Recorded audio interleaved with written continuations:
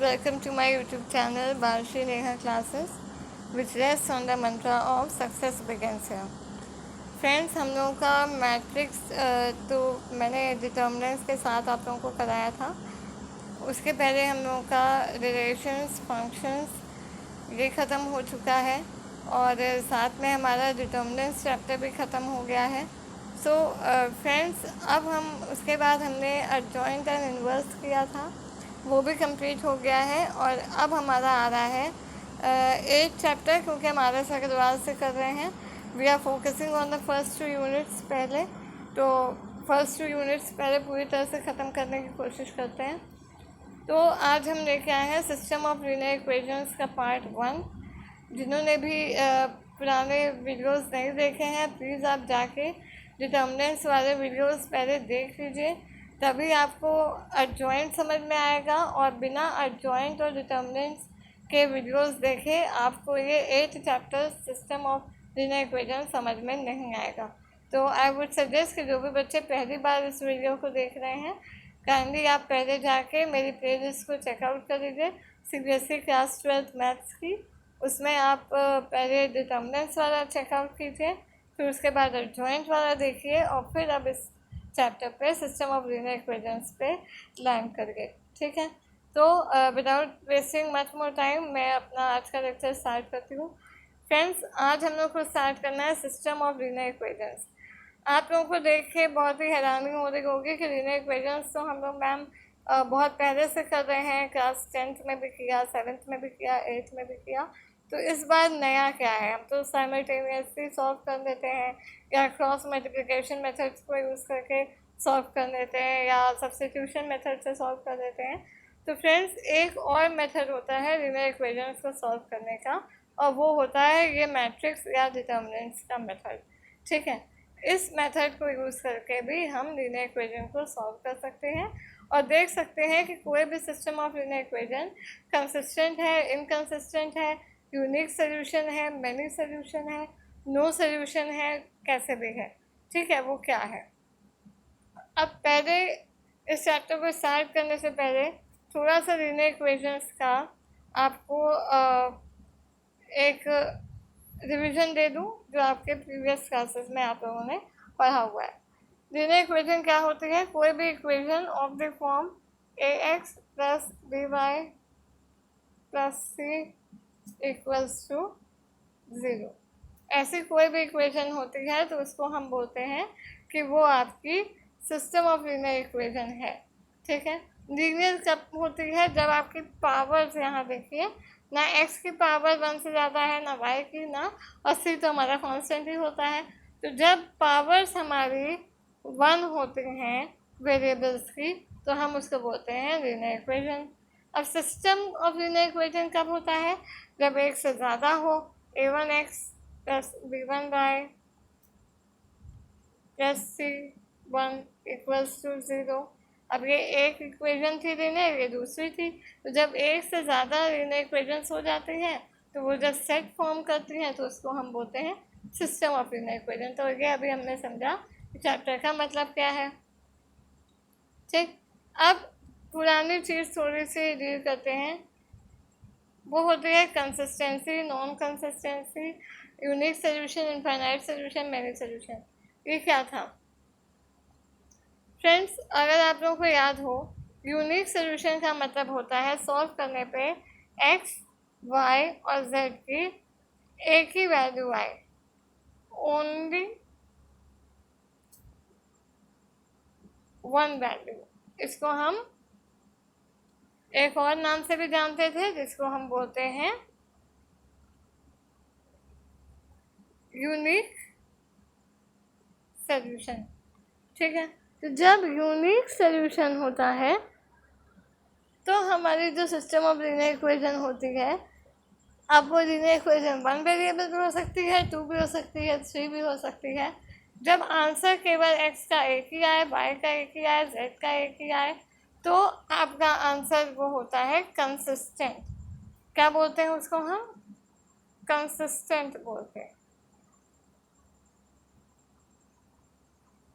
Similarly consistent दो case में बोला जाता है। जब आपका या तो यूनिक सोल्यूशन हो या फिर इनफाइनाइट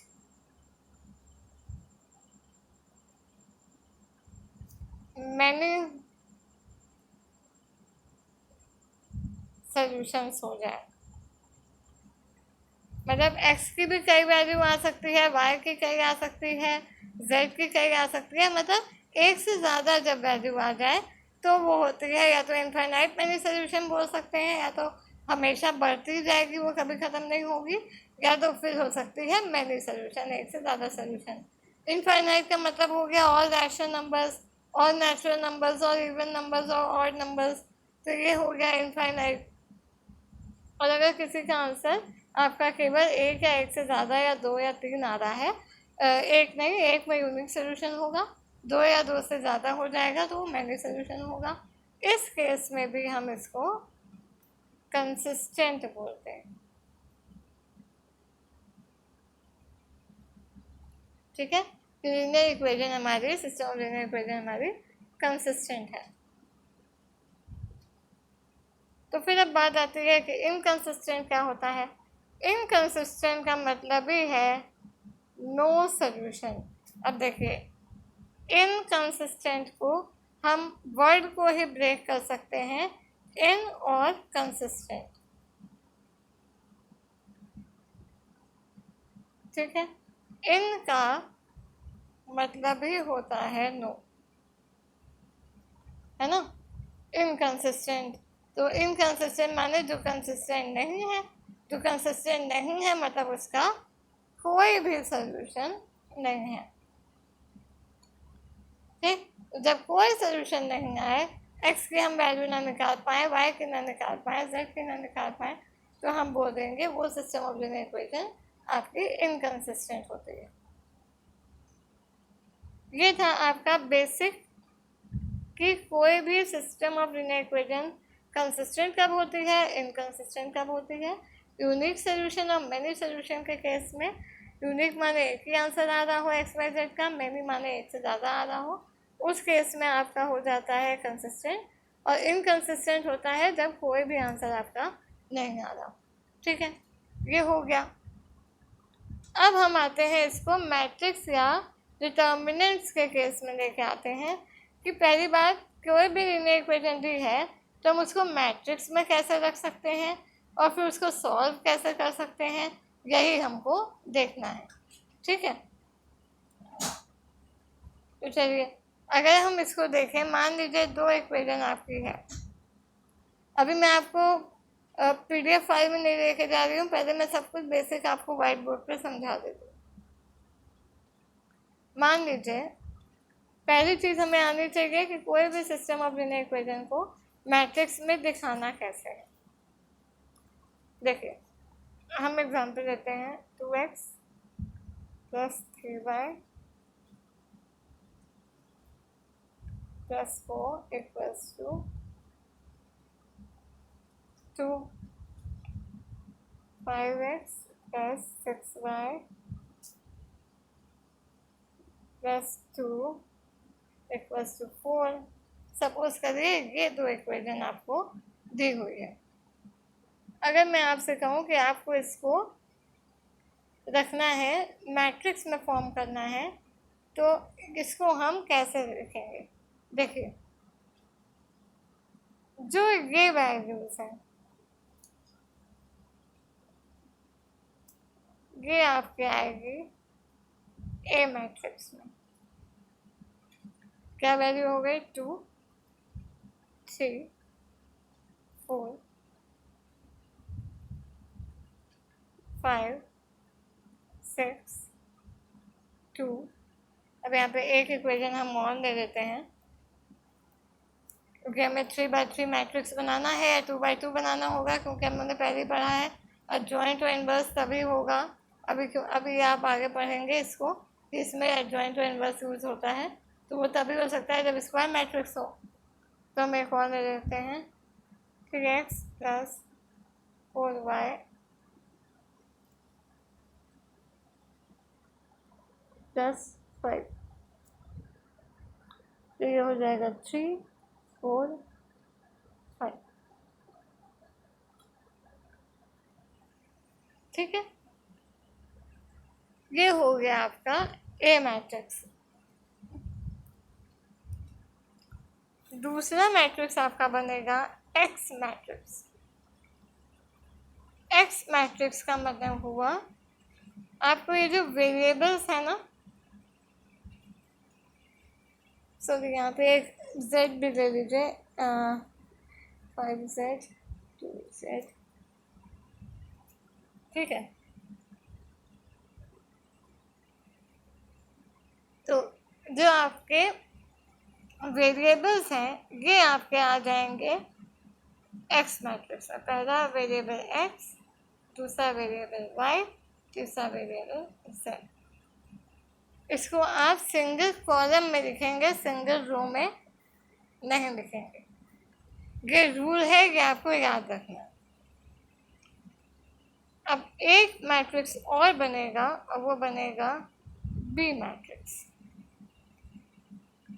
ये होगा आपका ये जो कांस्टेंट पार्ट है, पहले का 2 है, दूसरे का 4 है, तीसरे का यहाँ पे मैंने नहीं लिखा है 316/5z equals to 9 suppose, is it 9, ठीक। तो ये तो हुआ कि कोई भी लीनियर इक्वेशन दी हुई है तो उनको आपको मैट्रिक्स में रखना कैसे है, ठीक। जो भी वेरिएबल्स के साथ वाले पार्ट हैं वो आप ए मैट्रिक्स में रखेंगे, जो एक्स वाई जेड वेरिएबल वाला पार्ट है उसे सिंगल कॉलम एक्स मैट्रिक्स में रखेंगे, और जो कांस्टेंट वाला पार्ट है उसे सिंगल कॉलम बी में रखेंगे, ठीक है। अब इसके बाद का स्टेप आएगा ये। अब ये हमारी इक्वेशंस जो थी वो कैसे थी, a x plus b y plus c equals plus z equals to c, constant मान लो डी, कुछ भी मान देते हैं, सी जेड कर देते हैं इसको। तो ये क्या है, ए के साथ ये सारे कांस्टेंट के साथ एक्स वाई जेड मल्टीप्लाई हो रहा है ना, तो मतलब कांस्टेंट वाला पार्ट सारे जो थे उसके साथ हमें वेरिएबल वाले पार्ट को मल्टीप्लाई करना है। कांस्टेंट वाले पार्ट को अभी पीछे अगर आपने देखा हो तो हमने दिखाया था ए मैट्रिक्स से, जो आपका वेरिएबल वाला पार्ट है उसको दिखाया था एक्स मैट्रिक्स से, जो X Y Z single column में रखा था, ठीक है। अब जो वैल्यूज़ हैं उसको हमने मल्टीप्लाई किया है कांस्टेंट के साथ, सारी वैल्यूज़ हमारी वेरिएबल के साथ मल्टीप्लाई हो रही है, तो इसीलिए हुआ वैल्यू का मैट्रिक्स मल्टीप्लाइड बाय वेरिएबल का मैट्रिक्स इज इक्वल्स टू क्या, कांस्टेंट वाला पार्ट। कांस्टेंट वाला पार्ट हमारा था बी मैट्रिक्स।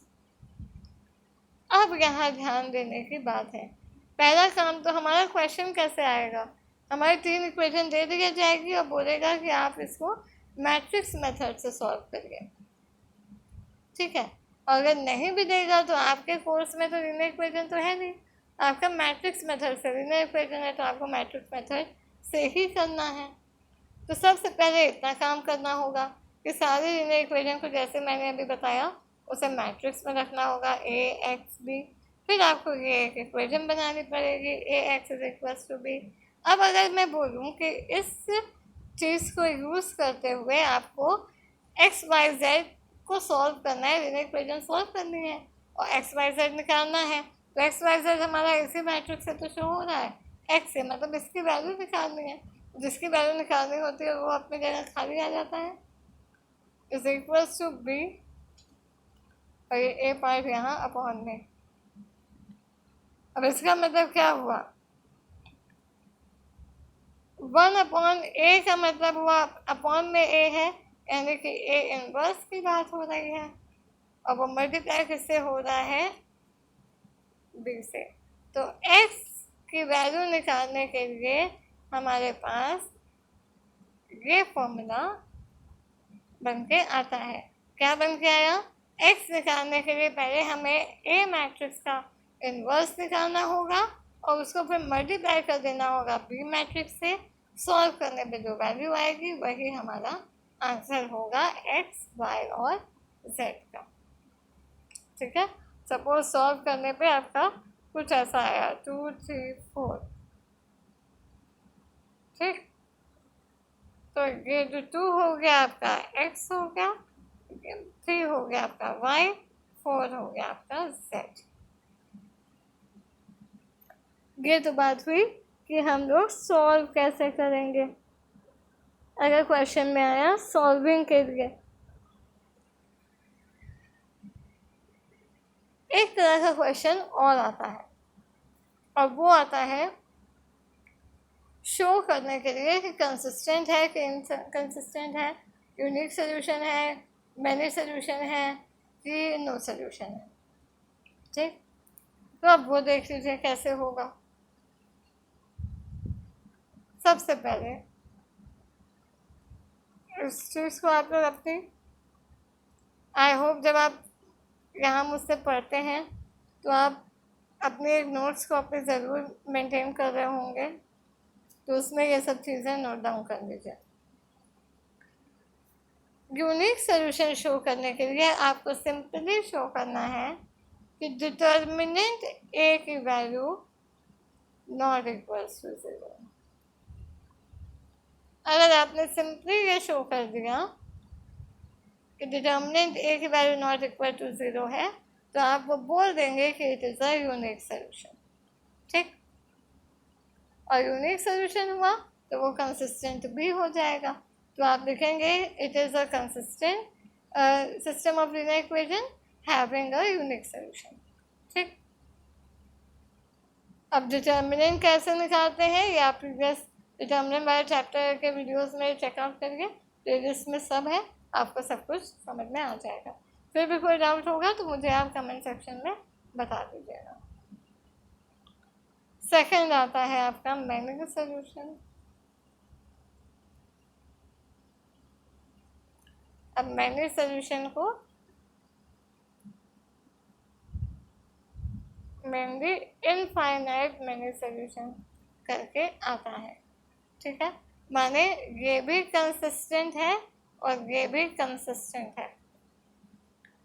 यहाँ पर सी में कंसिस्टेंट को डिनोट करने के लिए लिख रहे हैं। मैनी सोल्यूशन दिखाने के लिए आपको क्या करना होगा? मैनी सोल्यूशन दिखाने के लिए सिंपली आपको पहले डिटर्मिनेंट निकालना होगा। यहाँ पे डिटर्मिनेंट की वैल्यू नॉट इक्वल टू 0 नहीं आएगी, यहाँ पे डिटर्मिनेंट की वैल्यू आएगी इक्वल्स टू 0। एंड ये तो आपको शो करना ही होगा कि डिटर्मिनेंट की वैल्यू 0 आ रही है। साथ में एक चीज़ और शो करनी होगी और वो होगा ये एडजॉइंट ए इनटू बी की वैल्यू भी यहाँ पे 0 आएगी। अब ये एडजॉइंट क्या है, आप मेरा एडजॉइंट वाला चैप्टर चेकआउट करिए, आपको समझ में आ जाएगा। ठीक है, इसीलिए मैं कह रही हूँ इस चैप्टर को समझने के लिए आपको डिटर्मिनेंट्स, एडजॉइंट और फिर इस चैप्टर को पढ़ना होगा। पहले डिटर्मिनेंट वाला पढ़िए, फिर एडजॉइंट वाला पढ़िए, फिर इस पर आइए। आई होप आपने स्क्रीनशॉट ले लिया।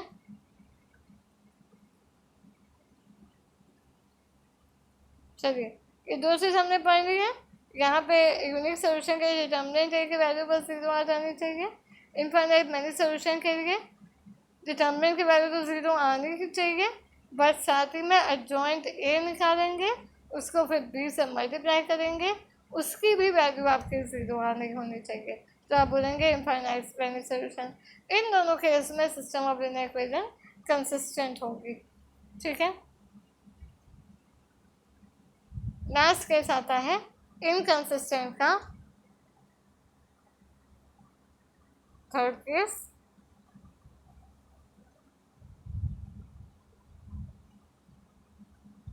इनकंसिस्टेंट, जिसका मतलब हुआ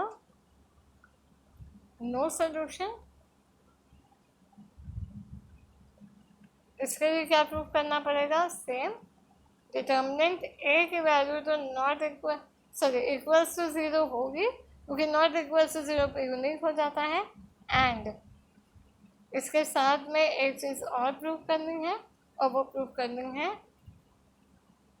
एडजॉइंट ए, वही पीछे वाला एडजॉइंट ए को मल्टीप्लाई करना है बी से, और वहाँ पे इक्वल्स टू ज़ीरो था, यहाँ पे नॉट इक्वल्स टू ज़ीरो, तो ये हो जाएगा नो सोल्यूशन। तो डिटर्मिनेंट ए की वैल्यू ज़ीरो प्रूव करनी है नो सोल्यूशन या इनकंसिस्टेंट के लिए, और साथ ही में एडजॉइंट ए इंटू बी भी निकालना है, और उसको देखना है कि वो नॉट इक्वल्स टू ज़ीरो हो। आई होप आपने स्क्रीनशॉट ले लिया है या नोट डाउन कर लिया है।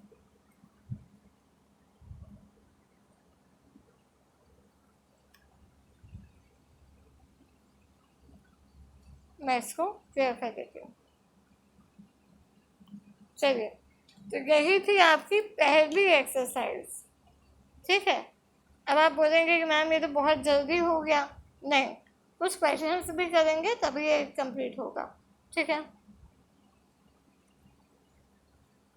देखिए, ये फर्स्ट पेज जो है आपका, ये सिंपली वही है जो मैंने आपको अभी समझाया है कि कंसिस्टेंट क्या है, इनकंसिस्टेंट क्या है, उसको मैट्रिक्स में कैसे दिखाना है, फिर उसकी वैल्यू कैसे निकालनी है, X is equal to A inverse B, consistent के लिए क्या प्रूफ करना है, यूनिक के लिए, इनकंसिस्टेंट के लिए क्या प्रूफ करना है, मैनी के लिए क्या करना है, ये सब आपका फर्स्ट पेज है।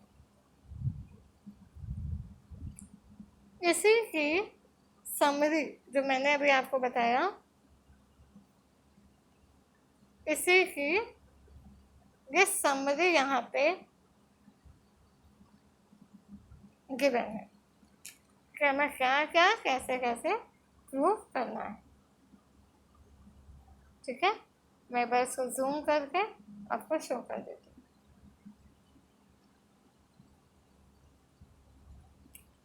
फ्रेंड्स, आई सजेस्ट जिनके पास आदर्श अग्रवाल बुक नहीं है और जो अभी नहीं देख पा रहे हैं, वो प्लीज़ या तो मैं जो पीडीएफ से बताती हूँ उसके आप स्क्रीनशॉट ले लीजिए, या फिर अगर आप नोट डाउन भी करना चाहते हैं इंपॉर्टेंट पॉइंट्स को, तो मैं जूम इन करके स्टोर करती हूँ, आप उसको नोट डाउन भी कर सकते हैं।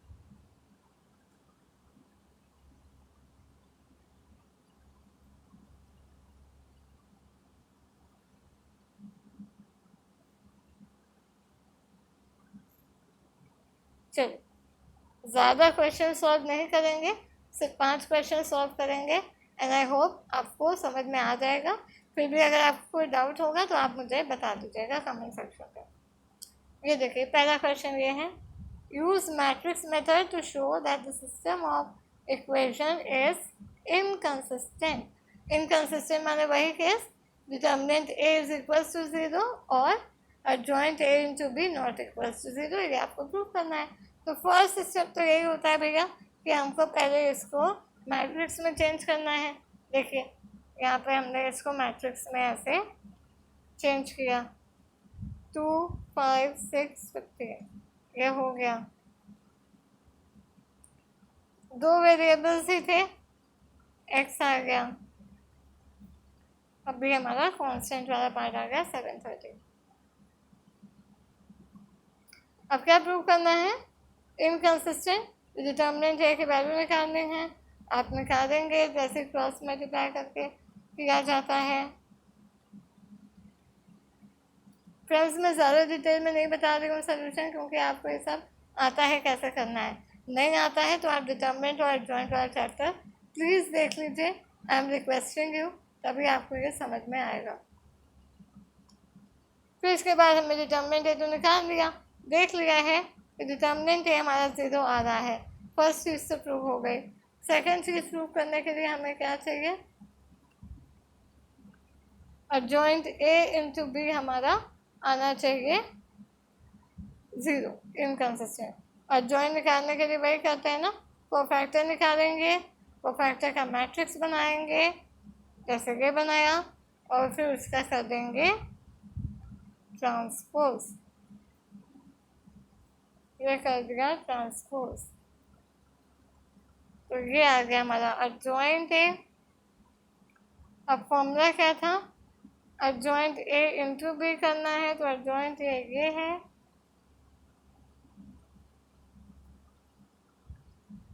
बी हमारा ये है, इन दोनों को हमें मल्टीप्लाई कर देना है। मल्टीप्लाई करना मैंने आप लोगों को एक बार डिटर्मिनेंट सारे पार्ट में बताया है, आप उसको देख लीजिए। First row first column, first row second column, और सेकेंड कॉलम तो है नहीं, फर्स्ट ही कॉलम है तो फर्स्ट ही बनेगा। कैसे होगा देखिए, मैं इसको एक बार और बता देती हूँ मल्टीप्लाई करना। फर्स्ट रो फर्स्ट कॉलम, देखिए 15 इंटू 7 105 प्लस इन -5 के साथ इंटू 13 आया -65। नेक्स्ट आएगा -6 इंटू 7 -42 प्लस 2 इंटू 13 आया 26। सॉल्व करेंगे इसको,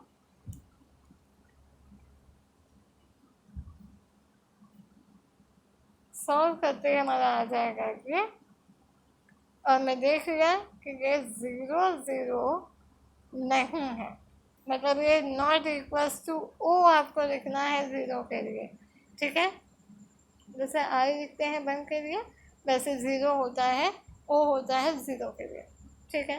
तो ये हो गया not equals to O, not equals to 0, ये हमारी प्रॉपर्टी थी इनकंसिस्टेंट की। अगर आपको समरी वाले पार्ट में लेकर जाऊँ, जो आपने अभी देखा है, जो मैंने बताया था अभी, डिटर्मिनेंट ए को 0 बनाना है और जॉइंट ए और बी को नॉट इक्वल्स टू 0 बनाना है, तो ये हो जाता है हमारा नो सोल्यूशन, और नो सोल्यूशन माने हुआ इनकंसिस्टेंट। ये हो गया आपका फर्स्ट एग्जाम्पल।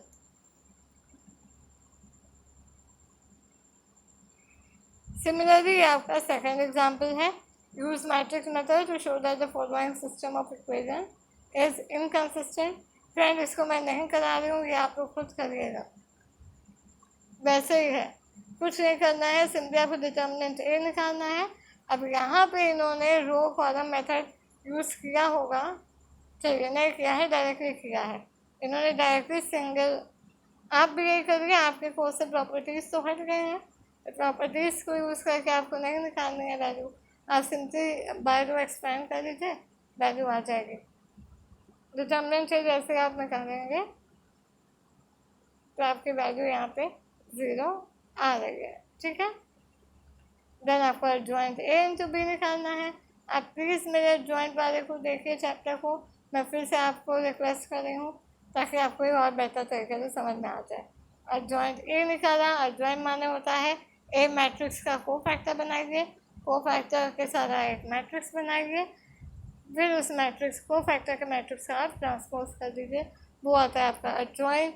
फिर उसको बी मैट्रिक्स से आपको यहाँ पे मल्टीप्लाई करना है, करिए, आंसर देखिए 0 नहीं आ रहा है, तो दोनों प्रॉपर्टी फुलफिल हो रही है, डिटर्मिनेंट ए भी 0 आ रहा है और एडजॉइंट ए को बी से मल्टीप्लाई करने पे भी नॉट इक्वल्स टू 0 आ रहा है, तो ये इनकंसिस्टेंट हुआ, यानी कि no solution. Then third example देखिए, show that the following system of equation is consistent. अब कंसिस्टेंट बताना है एंड सॉल्व इट, ठीक। मैंने आपको व्हाइट बोर्ड में पहले ही बताया, कंसिस्टेंट करने के लिए आपको क्या करना पड़ेगा, दो चीज़ हो सकती है, या तो determinant A not equals to 0 आ जाए, पहला केस, तो फिर तो आगे आपको लास्ट केस पे जाना ही नहीं है, सॉरी सेकेंड केस पे जाना ही नहीं है, एडजॉइंट ए इंटू बी पे। लेकिन अगर डिटर्मिनेंट ए बाई चांस आपका इक्वल्स टू 0 आ जाता है, तब फिर आपको देखना पड़ेगा कि एडजॉइंट ए इंटू बी 0 हो रहा है कि नहीं हो रहा है। अगर नहीं हो रहा है तो नो सोल्यूशन है, बट अगर हो रहा होगा तभी आपका वैल्यू निकलेगी एक्स वाई और जेड की।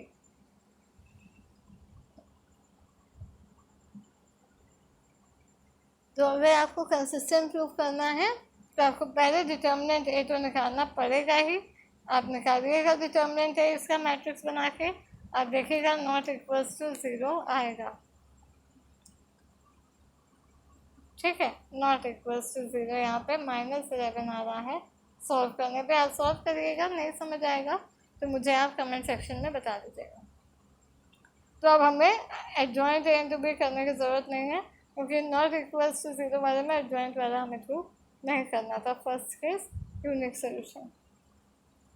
अब है कि आपको इसकी वैल्यू निकालनी है एक्स वाई जेड की। तो अगर आपको वाइट बोर्ड याद हो, मैंने वाइट बोर्ड पर क्या बताया था आपको, मैंने यही बताया था ना कि x निकालने के लिए आपको सिंपली ये फॉर्मूला याद रखना है, A x is equals to B, यानी x की वैल्यू आएगी ए इनवर्स इंटू बी। तो x निकालने के लिए आपने a तो निकाल लिया है, अब a का इनवर्स निकालना होगा। जिन्होंने एडजॉइंट नहीं देखा है उसको मैं फिर से बता देती हूँ। a इनवर्स का फॉर्मूला होता है adjoint a divided by determinant a। आप ये निकालेंगे, फिर उसको b से मल्टीप्लाई कर देंगे, जो आपके एक्स वाई जेड की वैल्यू आएगी, मान लीजिए 2 3 4, तो ये आपकी x हो गया 2, y हो गया 3, 4 हो गया z। ठीक है, तो ये हुआ आपका। अब देखिए यहाँ पे क्या किया, इनवर्स निकाला उसी फॉर्मूले से, फिर इस फॉर्मूले पे x is equals to A inverse b में रख दिया, x की जगह X Y Z, A inverse इन्होंने निकाला था यहाँ पे, ये चीज़ इन्होंने यहाँ पे रख दिया, ए इनवर्स को मल्टीप्लाई कर दिया b से, जो भी आपकी वैल्यू आई ये 3 हो गया x और -1 हो गया y। ठीक है, ऐसे ही फ्रेंड्स आपको सारे क्वेश्चंस सॉल्व करने हैं। मैं एक क्वेश्चन जो थोड़ा अलग सा है वो बता देती हूँ, ताकि आप लोगों को कोई प्रॉब्लम ना हो सॉल्व करते हुए। Yes, this is the 7th example.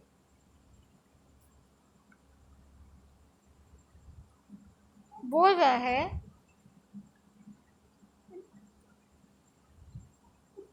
Use the product, इन दोनों का प्रोडक्ट को यूज करना है टू सॉल्व द ये इक्वेशंस हैं। पहला काम तो आपको कुछ नहीं करना, सिंपली इसको मैट्रिक्स में रखिए जैसे रखते हैं। अब जैसे ही आपने मैट्रिक्स में रखा, आपने देखा कि ये जो ए मैट्रिक्स आ रहा है ना, ये सेम ये वाला मैट्रिक्स है। ठीक है, सेम ये वाला मैट्रिक्स है। तो अगर हम इसको क्वेश्चन को फ्रेम करें तो कैसे फ्रेम करेंगे,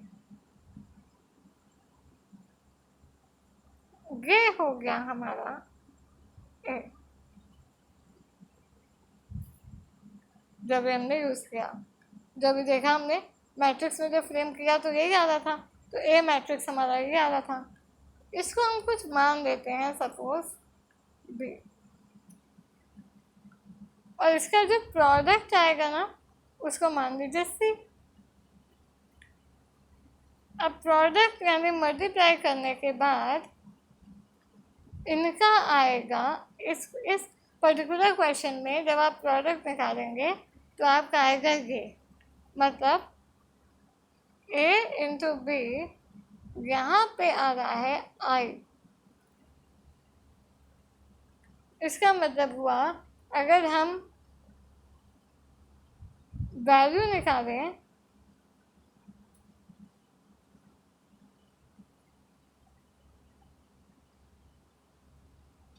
ठीक है, हम इसको सॉल्व करें तो मतलब ए अगर हम इधर लेके आए तो बी इज इक्वल्स टू होगा आपका आई अपॉन ए, यानी 1 upon A is equals to A inverse. यानी जो ये सेकेंड मैट्रिक्स है ना हमारा, ये है आपका इनवर्स ऑफ ए। तो यहाँ पे हमको अजॉइंट के फॉर्मूले से इन्वर्स निकालने की ज़रूरत नहीं पड़ेगी जब भी आपका क्वेश्चन यूजिंग द प्रोडक्ट करके आएगा। जब आप प्रोडक्ट यूज़ करेंगे तो आप हमेशा देखेंगे जो आपका पहला प्रोडक्ट में मैट्रिक्स दिया है वो, और जो आप सिस्टम ऑफ लीनियर इक्वेशन का मैट्रिक्स बना रहे हैं उसका पहले वैल्यूज़ वाला मैट्रिक्स सेम आएगा, सेम होगा। तो जब वो सेम है मतलब वो ए है, दूसरा वाला बी है। सॉल्व करने पे मान लीजिए आपका कुछ आ रहा है सी, नॉर्मली ये आई ही आता है।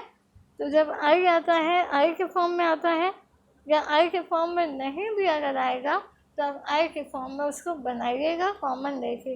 मान लीजिए अंदर कुछ वैल्यूज़ आ रहे हैं तो वो वैल्यूज़ हमारे हमेशा आपके 0 0 0 के साथ ही डायगोनल में कुछ सेम एलिमेंट्स आएंगे, हमेशा आएंगे। तो आप उसको बाहर ले लीजिएगा, अंदर आपका 1 1 1 वाला मैट्रिक्स बन जाएगा। तो आपका सपोज एच अगर है, मान लीजिए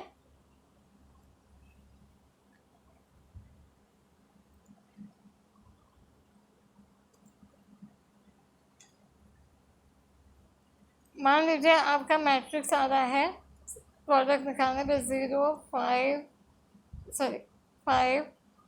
0 0 0 5 5 0 5 0, फिर यहाँ पर है 0 0 5। तो आप सब में से 5 बाहर लीजिएगा, अंदर आपका आई मैट्रिक्स बच जाएगा, तो 5 आई हो जाएगा। जब आप वैल्यू निकालेंगे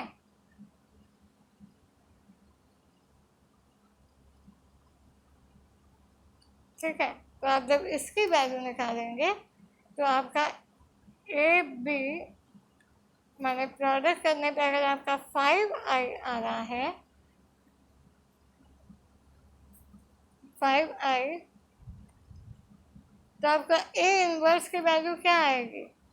ए जब यहाँ डिनोमिनेटर पे जाएगा तो इनवर्स हो जाएगा, माने 5 ए इनवर्स बी होगा। तो अकेला ए इनवर्स क्या हो जाएगा? बी यहाँ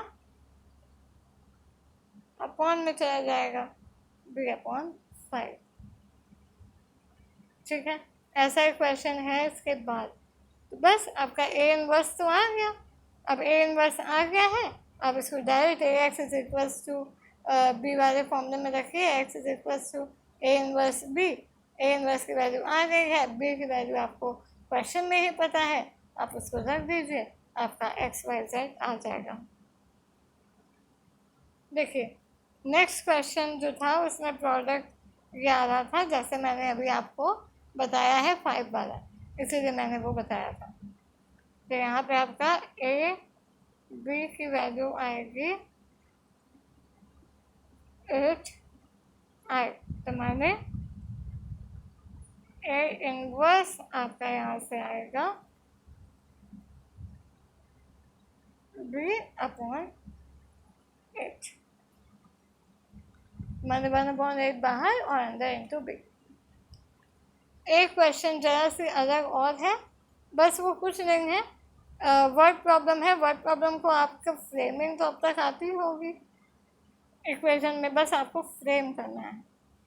देखिए 9th एग्जाम्पल है ये, the sum of 3 numbers is x 6।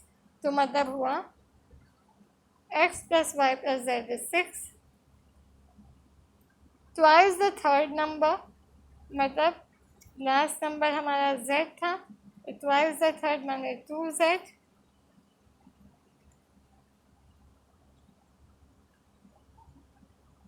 when added to the first number, मतलब x प्लस हुआ है तो ये दे रहा है 7 = 7, और थर्ड होगा on adding the sum of the second and the third number,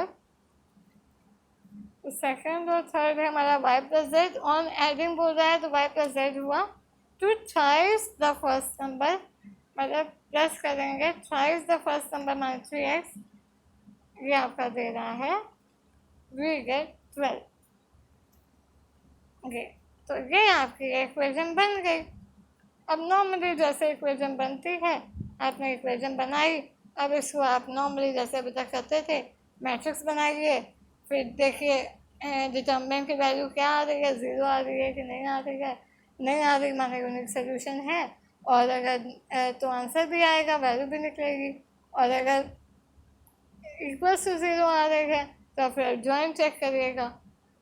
adjoint A into B करने पे अगर आपका value not equals to zero है तो नो सोल्यूशन है, आगे सॉल्व नहीं होगा। लेकिन अगर एडजॉइंट ए इंटू बी निकालने के बाद आपका इक्वल्स टू ज़ीरो वो भी आ जा रहा है, मतलब ये मैन्युअल सोल्यूशन हो जाएगा। तो आप सॉल्व करेंगे तो आपका आंसर आ जाएगा। ठीक है, so this was the lecture for today. I hope आप लोगों को समझ में आया होगा फ्रेंड्स। अगर कोई भी डाउट है तो प्लीज़ आप मुझको कमेंट सेक्शन में ज़रूर बता दीजिएगा। I will definitely post the video on that.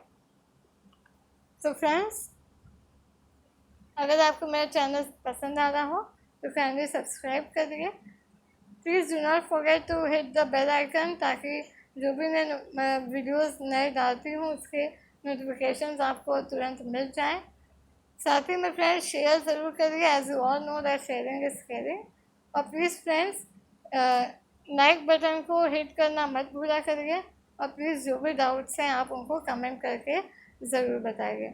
और एक बात और फ्रेंड्स, मेरे इस चैनल पे कॉम्पिटिटिव एग्ज़ाम्स की भी तैयारी होती है, जैसा कि आपने मेरे वीडियोस को देखा होगा। तो जो भी आपके रिलेशन में या कोई भी इन नीड ऐसे कोई स्टूडेंट्स हैं जो कॉम्पिटिटिव एग्ज़ाम में बैंक, एसएससी, रेलवे एक्सेट्रा की तैयारी कर रहे हो, जिनको मैथ्स या रीजनिंग या डाटा इंटरप्रिटेशन के लिए किसी कोचिंग की ज़रूरत है, तो काइंडली वो मुझे कांटेक्ट कर सकते हैं इसी चैनल के थ्रू। आप मुझे कमेंट करके ज़रूर बता दीजिएगा, या फिर मैं आपको अपनी मेल आईडी नेक्स्ट वीडियो में मेंशन कर दूँगी, या आप मुझे बता दीजिएगा kindly send me your mail ID. तो आप उसमें मुझे बताइएगा तो मैं मेल आईडी आपको भेज दूँगी। आप जो भी बच्चे चाहते हैं बैंक, एसएससी वगैरह की तैयारी करने के लिए, मैथ्स, रीजनिंग और डाटा इंटरप्रिटेशन, उनके लिए भी मैं वीडियोस बनाती हूँ। ऑनलाइन क्लासेस भी बहुत जल्दी स्टार्ट होने वाले हैं। और साथ ही फ्रेंड्स, जो इलाहाबाद यूनिवर्सिटी में पीएचडी एंट्रेंस के लिए सोशियोलॉजी सब्जेक्ट से करना चाहते हैं, तो सोशियोलॉजी से रिलेटेड यानी समाजशास्त्र से रिलेटेड कोई भी वीडियो चाहिए तो प्लीज़ मुझे बता दीजिएगा। I will definitely post a video on that. और फ्रेंड्स प्लीज़ सबको शेयर ज़रूर करिए। For now, thanks for watching and thank you.